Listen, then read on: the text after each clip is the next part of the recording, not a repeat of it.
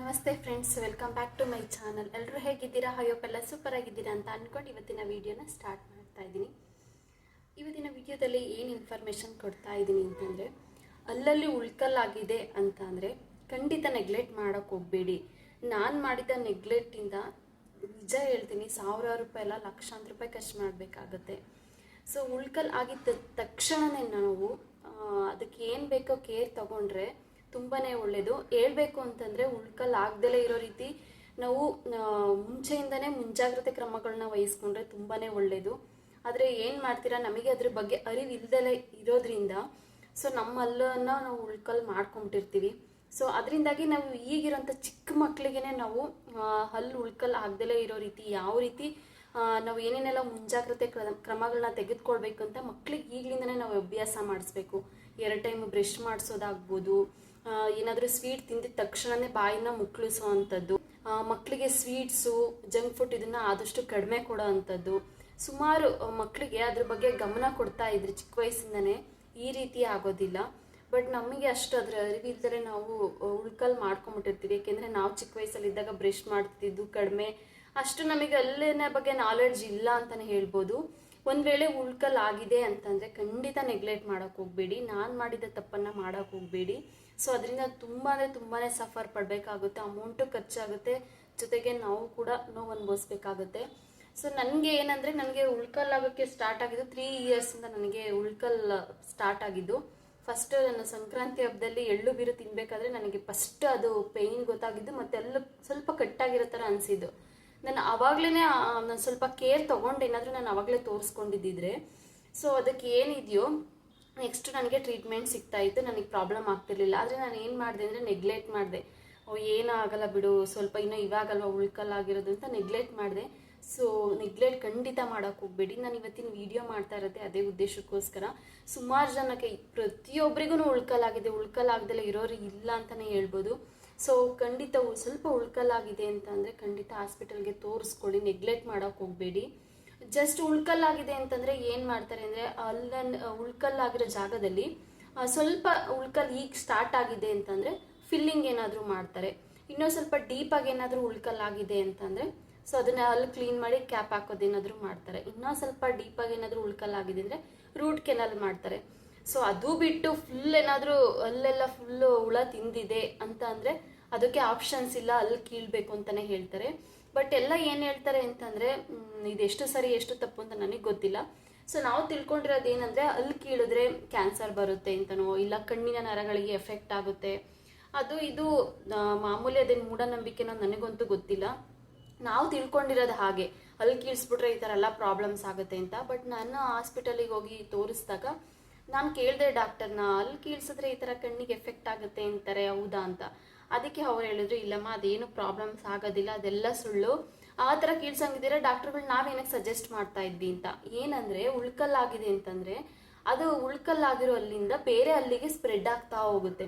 ಉಳ್ಕಲ್ನ ಕೀಳ್ಸಿದ್ರೆ ಮತ್ತೆ ಅದು ಸ್ಪ್ರೆಡ್ ಆಗೋದಿಲ್ಲ. ಅದಕ್ಕೋಸ್ಕರನೇ ಆ ಒಂದು ಉಳ್ಕಲ್ಲಾಗಿರೋ ಅಂಥ ಹಲ್ಲನ್ನು ಕೀಳೋದಕ್ಕೆ ಹೇಳ್ತಾರೆ. ನಾನು ಹಾಸ್ಪಿಟಲಿಗೆ ತೋರಿಸಿದ್ದು, ನಾನು ಹೋದ್ಸಲ ಆಗಸ್ಟಲ್ಲಿ ನಾನು ಹಾಸ್ಪಿಟಲಿಗೆ ತೋರಿಸಿದ್ದು. ಸ್ವಲ್ಪ ನನಗೆ ಹಲ್ಲು ಉಳ್ಕಲ್ಲಾಗಿದೆ ಅಂತ ನಾನು ತೋರಿಸ್ದೆ. ಅದು ನಾನು ಹಿಂಸೆ ಮೇಲೆ ಹೋಗಿದ್ದು, ನನ್ನ ತಮ್ಮ ಮತ್ತು ನನ್ನ ತಂಗಿ ಹಿಂಸೆ ಮಾಡಿದ್ರಲ್ಲ ಅಂತ ಹೋಗಿದ್ದೆ. ಅವರು ಒಂದಲ್ಲು ಕೋರೆಯಲ್ಲಿರುತ್ತಲ್ಲ ಅದಕ್ಕೆ ಕ್ಲಿಪ್ ಹಾಕ್ಸ್ಕೊಳ್ಳೋಕೆ ಅಂತ ಹೋಗಿದ್ದು. ನಾನು ಆ ಟೈಮಲ್ಲಿ ಹೋಗಿ ನಾನು ಹಲ್ಲು ಉಳ್ಕಲ್ ತೋರಿಸ್ಕೊಂಡೆ. ನನಗೆ ಏನಾಗಿತ್ತು ಅಂದರೆ, ನನಗೆ ಡೀಪಾಗಿ ಹಲ್ಲು ಉಳ್ಕಲ್ಲಾಗಿತ್ತು. ಅದಕ್ಕೂ ಮುಂಚೆ ನಾನು ತೋರಿಸಿದಾಗ ಜಸ್ಟ್ ಒಂದೇ ಒಂದು ಹಲ್ಲು ಕೀಳಬೇಕು ಅಂತ ಹೇಳಿದ್ರು. ಬಟ್ ನನಗೆ ಹಲ್ಲು ಕೀಳಿಸ್ಕೊಳ್ಳೋಕ್ಕೆ ಭಯ ಆಗಿ ಈ ಥರ ಏನಾದರೂ ಪ್ರಾಬ್ಲಮ್ ಆಗಿಬಿಡುತ್ತೆ ಅಂತ ಹೇಳಿ ನಾನು ಹಲ್ಲು ಕೀಳಿಸ್ಕೊಂಡಿರಲಿಲ್ಲ, ಹಾಗೆ ಸುಮ್ಮನೆ ಆದೆ. ಬಟ್ ಅದು ಇನ್ನೊಂದು 6 ತಿಂಗಳಿಗೆ ಇನ್ನೂ ಜಾಸ್ತಿಯಾಗಿ 3 ಹಲ್ಲು ನನಗೆ ಹಲ್ಲು ಕೀಳೋ ಅಷ್ಟು ಸ್ಟೇಜಿಗೆ ಹೋಯ್ತು. ಈ ಕಡೆ 2 ಹಲ್ಲು, ಈ ಕಡೆ 1 ಹಲ್ಲು, ಸೊ 3 ಹಲ್ಲು. ನನಗೆ ಅದು ಭಯ ಆಗಿ ಹೋದ್ಸಲ ನಾನು ಆಗಸ್ಟಲ್ಲಿ ಹೋಗಿದ್ದು. ನಾನು ಆ ಟೈಮಲ್ಲಿ 1 ಹಲ್ಲು ಕೀಳಿಸ್ಕೊಂಡೆ. ಅದು ಎಷ್ಟು ಕಷ್ಟಪಟ್ಟು ಕೀಳಿಸ್ಕೊಂಡಿದ್ದೀನಿ ಅಂದರೆ, ಅಲ್ಲಿ ಕೊನೆ ಬಾಯಿ ಮಾಡೋದಕ್ಕೆ ಇಂಜೆಕ್ಷನ್ ಹಾಕಿಸ್ಕೊಳ್ಳೋಕ್ಕೆ ನಾನು 10-15 ನಿಮಿಷ ಟೈಮ್ ತೊಗೊಂಡಿದ್ದೀನಿ. ಅಂದರೆ ಒಂದು 2 ಇಂಜೆಕ್ಷನ್ ಹಾಕ್ತಾರೆ ಅಲ್ಲಿಗೆ. ಸೊ ನಮಗೆ ಅಲ್ಲಿ ಕೀಳ್ಬೇಕಾದ್ರೆ ಪೇಯ್ನ್ ಏನು ಆಗೋದಿಲ್ಲ, ನೋವೇನು ಆಗೋದಿಲ್ಲ, ಆದರೆ ಒಂದು ಪ್ರೆಷರ್ ಆಗುತ್ತೆ. ಅಂದರೆ ಹಿಂಗೆ ಹಾಕಿ ಅಲ್ಲಿ ಹಿಂಗೆ ಮೇಲೆ ಹಿಂಗೆ ತೆಗಿತಾರಲ್ವ, ಒಂದು ಪ್ರೆಷರ್ ಇಂಥ ಹತ್ರ ಸಿಕ್ಕಾಪಟ್ಟೆ ಪ್ರೆಷರ್ ಬೀಳುತ್ತೆ. ಆ ಪ್ರೆಷರ್ ತಡ್ಕೊಳಕ್ಕೆ ಆಗಲ್ಲ ನಮಗೆ. ಅದು ನನಗೆ ಭಯ ಬೇರೆ, ಮೇಯ್ನಾಗಿ ಭಯಕ್ಕೂ ಅದಕ್ಕೂ ಸಿಕ್ಕಾಪಟ್ಟೆ ಪೇಯ್ನ್ ಆಗ್ಬಿಡ್ತು ನನಗೆ. ಸೊ ಅದಕ್ಕೆ ನಾನೇನು ಮಾಡಿದೆ, ನನಗೆ ಒಂದು ಅಲ್ಲಷ್ಟೇ ಕೀಳ್ಸ್ಕೊಂಡೆ, ಈ ಕಡೆ ನಾನು ಎರಡಲ್ಲಿ ಕೀಳ್ಸ್ಕೊಂಡಿಲ್ಲ, ನನ್ನ ಕೈಲಿ ಆಗ್ತಾ ಇಲ್ಲ. ಅದನ್ನು ನಾನು ಕಟ್ಟಿಸ್ಕೊಂಡು ಆದಮೇಲೆ ಬೇಕಿದ್ರೆ ನಾನು ಈ ಕಡೆ ಎರಡಲ್ಲೂ ಇದು ಮಾಡಿಸ್ಕೊಳ್ತೀನಿ ಅಂದ್ಬಿಟ್ಟು ನಾನು ಸುಮ್ಮನೆ ಆಗಿಬಿಟ್ಟೆ. ಸೊ ಅದಾದಮೇಲೆ ಇವಾಗ ಏನಾಗಿದೆ ಹೇಳಿ, ಅಲ್ಲಿ ಪಕ್ಕನೇ ಮತ್ತೆ ಉಳ್ಕಲ್ ಸ್ಟಾರ್ಟ್ ಆಗಿದೆ. ಸೊ ಎರಡು ಅಲ್ಲಿ ಉಳ್ಕಲ್ ಸ್ಟಾರ್ಟ್ ಆಗಿದೆ. ಸೊ ಮತ್ತೆ ನಾನು ಮುಂಚೆ ಮಾಡಿದ್ನೆಲ್ಲ ತಪ್ಪು, ಆ ತಪ್ಪನ್ನ ನಾನು ಮತ್ತೆ ಮಾಡಬಾರ್ದು ಅಂತ ಅಂದ್ಕೊಂಡು, ಇಲ್ಲ ಈಗಲೇ ಸ್ವಲ್ಪ ಕೇರ್ ತೊಗೊಂಡ್ಬಿಡೋಣ, ಸ್ವಲ್ಪ ಉಳ್ಕಲಾಗಿದ್ದಾಗೇ ಕೇರ್ ತೊಗೊಂಡ್ಬಿಟ್ರೆ ಇಷ್ಟು ಹಿಂಸೆ ಆಗೋದಿಲ್ಲ ಸರಿ ಅಂದ್ಬಿಟ್ಟು ಇವತ್ತು ಹೋಗಿದ್ದೆ ನಾನು ಹಾಸ್ಪಿಟಲ್ಗೆ. ಸೊ ಇವತ್ತು ಹೋದಾಗ ಅವರು, ನಾನು ಅವಾಗೆ ಎಲ್ಲ ಮಾಡಿಸಿದ್ದೆ ನೋಡಿ, ಇದು ಎಕ್ಸ್ರೇ ಎಲ್ಲ ನಾನು ಮಾಡಿಸಿದ್ದೆ. ಅಲ್ಲಿಂದ ಎಕ್ಸ್ರೇ ಎಲ್ಲ ಮಾಡಿಸಿರೋದ್ರಿಂದ ನಾನು ಅವಾಗ ಮಾಡಿಸಿರೋದನ್ನೇ ತೊಗೊಂಡೋಗಿ ತೋರಿಸ್ದೆ. ಸೊ ಹಾಗಾಗಿ ಮತ್ತೇನು ಎಕ್ಸ್ರೇ ಏನು ಮಾಡಿಸ್ಕೊಳ್ಳಲಿಲ್ಲ ನಾನು. ಇವಾಗ ಏನಾಯ್ತು ಅಂತಂದರೆ, ಇವಾಗ ಹಲ್ಲು ಇವಾಗ ಈ ಕಡೆ ಸೈಡ್ ಕೀಳಲೇಬೇಕು, ಅದಕ್ಕೆ ಆಪ್ಷನ್ಸೇ ಇಲ್ಲ.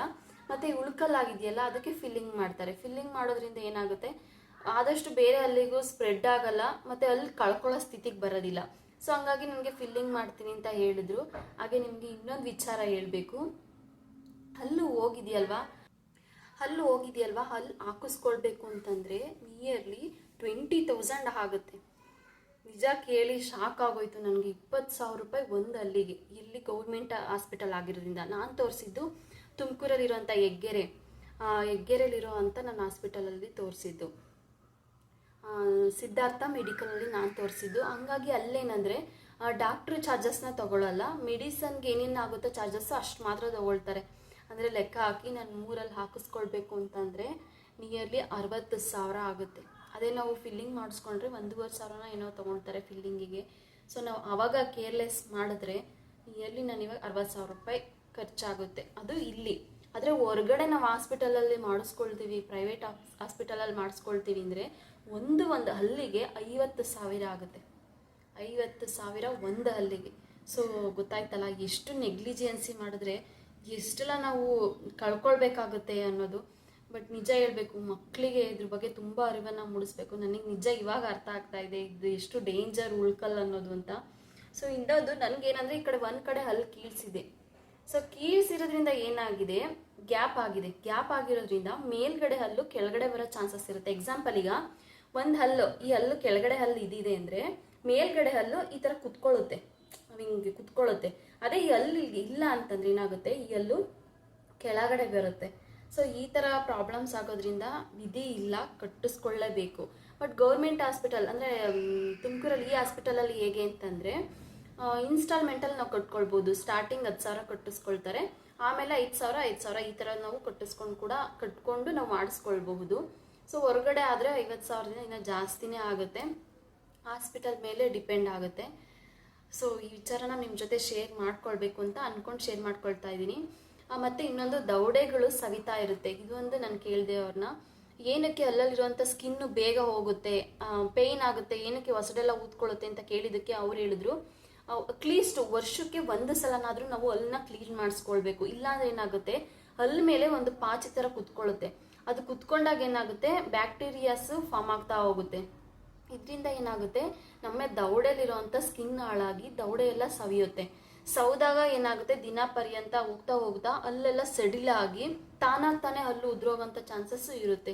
ಅದರಿಂದಾಗಿ ಅಟ್ಲೀಸ್ಟು ವರ್ಷಕ್ಕೆ 1 ಸಲನಾದರೂ ಅಲ್ಲಿ ಕ್ಲೀನ್ ಮಾಡಿಸ್ಕೊಳ್ತಾ ಇರಬೇಕು. ಅಂದರೆ ಪಾಚಿ ಥರ ಇರುತ್ತಲ್ಲ, ಅದನ್ನು ನಾವು ಬ್ರಷ್ ಮಾಡಿದ್ರೆ ಹೋಗೋದಿಲ್ಲ, ಅದನ್ನು ಕ್ಲೀನ್ ಮಾಡಿಸ್ಕೊತಾ ಇದ್ರೆ ಹೊಸಡಿನ ಆಗುವಂಥ ಸವೆತವನ್ನು ಕಡಿಮೆ ಮಾಡಬಹುದು. ಇದು ನನಗೆ ಅವರು ತಿಳಿಸ್ಕೊಟ್ಟಂಥ ಇನ್ಫಾರ್ಮೇಷನು.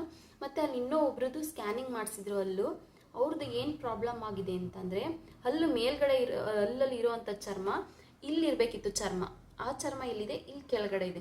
ಸೊ ಈ ಥರ ಪ್ರಾಬ್ಲಮ್ ಇದ್ದರೆ ಏನಾಗುತ್ತೆ, ಅಟ್ಲೀಸ್ಟ್ 5 ಇಯರ್ಸ್ ಅಷ್ಟೇ ಆ ಹಲ್ಲುಗಳಿಗೆ ವಾರಂಟಿ. ಇನ್ನು 5 ವರ್ಷದಲ್ಲಿ ಆ ಫುಲ್ ಮೂಳೆಗಳೆಲ್ಲ ಸವತ ಆಗಿ ಫುಲ್ ಹಲ್ಲುಗಳು ತಾನಾಗ್ತಾನೆ ಉದ್ರೋಗೋ ಚಾನ್ಸಸ್ ಹೆಚ್ಚಾಗಿರುತ್ತೆ. ಅಂದರೆ ಬ್ಯಾಕ್ಟೀರಿಯಾಗಳು ಏನು ಮಾಡ್ತವೆ ಅಂದರೆ, ಸ್ಟಾರ್ಟಿಂಗು ಕುತ್ಕೊಂಡು ಹಲ್ಲು ಮೇಲಿರೋ ಹೊಸಡು ಮೇಲ್ಗಡೆ ಇರೋಂಥ ಸ್ಕಿನ್ನನ್ನು ತಿನ್ನುತ್ತೆ, ಜೊತೆಗೆ ಆಮೇಲೆ ಏನು ಮಾಡುತ್ತೆ, ಮೂಳೆಗಳನ್ನ ತಿಂತಾ ಹೋಗುತ್ತಂತೆ. ಸೊ ಮೂಳೆಗಳು ಆಮೇಲೆ ಸವತ ಆಗಿ ಏನಾಗುತ್ತೆ, ಹಲ್ಲುಗಳು ಸಡಿಲಾಗಿ ಈ ಥರ ಬೀಳೋ ಚಾನ್ಸಸ್ ಇರುತ್ತೆ. ನೋಡಿದ್ರಲ್ವಾ ಇಷ್ಟೊಂದು ಎಫೆಕ್ಟ್ ಆಗುತ್ತೆ ಅಂತ. ಸೊ ಸ್ಟಾರ್ಟಿಂಗಲ್ಲೇ ಚಿಕ್ಕ ಪುಟ್ಟ ಉಳ್ಕಲಾಗಿದೆ ಎಂದಾಗೇ ಹಾಸ್ಪಿಟಲ್ಗೆ ತೋರಿಸ್ಕೊಂಡು ವಾಸಿ ಮಾಡಿಸ್ಕೊಳ್ಳಿ. ಅದಕ್ಕೆ ಏನು ಟ್ರೀಟ್ಮೆಂಟ್ ಸಿಗುತ್ತೆ ಅದನ್ನು ಮಾಡಿಸ್ಕೊಳ್ಳಿ. ಖಂಡಿತ ನೆಗ್ಲೆಕ್ಟ್ ಅಂತೂ ಮಾಡೋಕ್ಕೆ ಹೋಗಬೇಡಿ.